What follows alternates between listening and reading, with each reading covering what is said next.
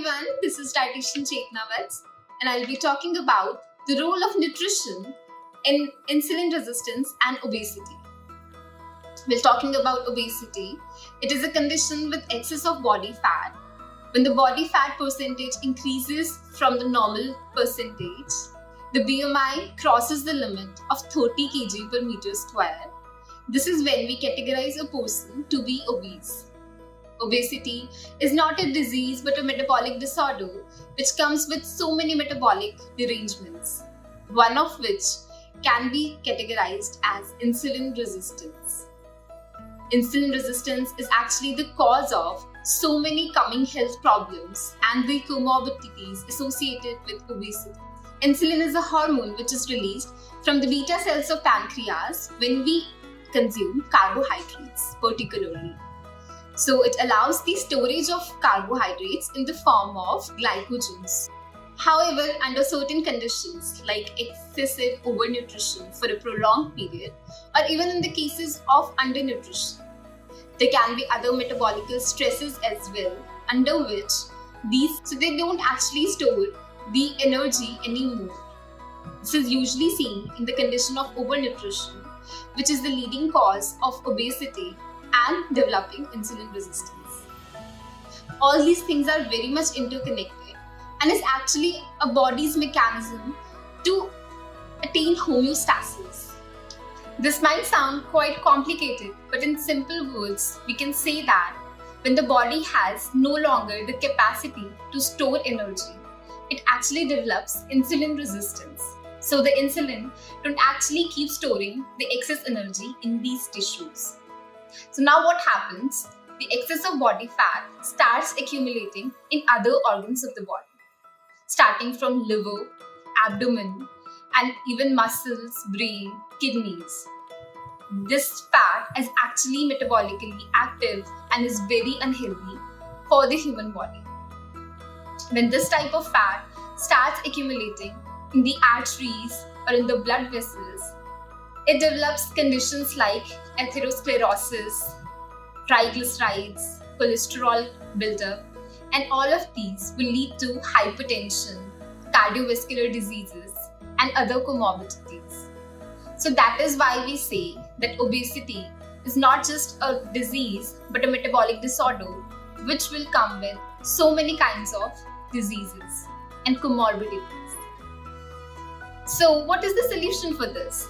Well, the principle of medical nutrition therapy for obesity and insulin resistance is one simple thing: maintain the energy balance. That is, if you are taking X amount of energy and you are spending Y amount of energy, then the intake should be less than or equal to what you are spending. Energy balance has to be maintained in either way.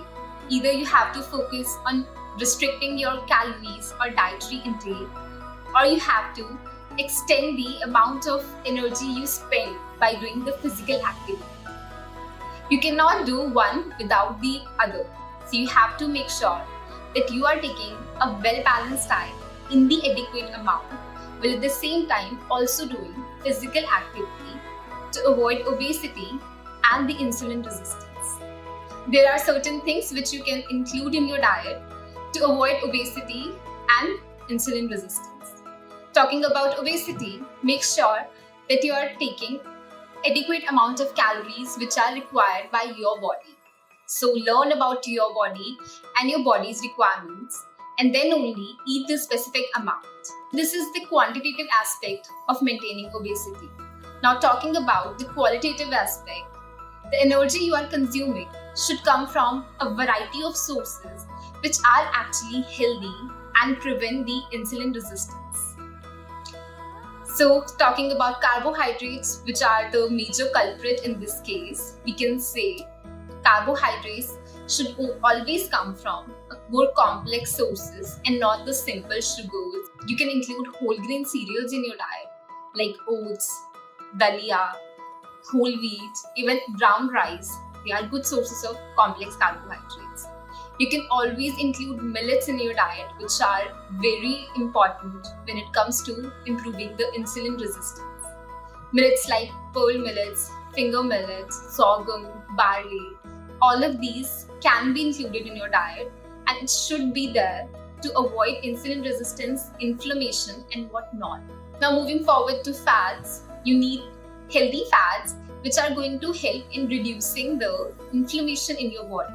Because when there is insulin resistance, there is a lot of inflammation that comes with it.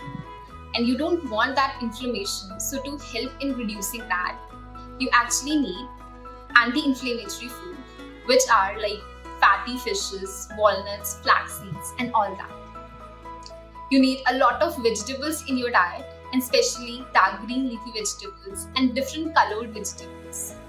Include more citrus fruits, and fruits like strawberries and different colored berries, guavas, oranges, mossambi. All these fruits are wonderful in helping with the inflammation and insulin resistance. Make sure that you don't eat such foods more often, which is going to rise your insulin level very suddenly, because this insulin peak is actually going to be very unhealthy for you. So you need to have food with low glycemic index, like I told you before. Take a well-balanced meal with good source proteins and all the healthy fats, complex carbs, fruits and vegetables, and even nuts. And you will see that you are actually feeling better. You will feel more energetic throughout the day and less lethargic and undue fatigue. Your health will be improved, and you will find that weight loss is possible if you control insulin resistance. So follow all these tips and you are good to go.